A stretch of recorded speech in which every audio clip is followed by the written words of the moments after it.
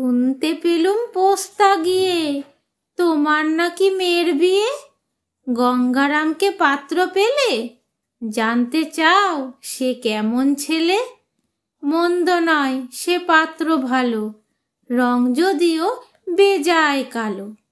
তার উপরে মুখের গঠন অনেকটা ঠিক পেঁচার মতন। বিদ্যে বুদ্ধি বলছি মশাই, ধন্যী ছেলের অধ্যবসায়। 19টি বার ম্যাট্রিকে সে ঘায়েল হয়ে থামল শেষে। বিষয় আশয় গরিব বেজায়, কষ্টে সৃষ্টে দিন চলে যায়। মানুষ তো নয় ভাইগুলো তার, একটা পাগল একটা গোয়ার। আরেকটি সে তৈরি ছেলে, জাল করে নোট গেছেন জেলে। কনিষ্ঠটি তবলা বাজায়, যাত্রা দলে 5 টাকা পায়। গঙ্গারাম তো কেবল ভোগে পিলের জ্বর আর পাণ্ডু রোগে। কিন্তু তারা উচ্চ ঘর, কংসরাজের বংশধর।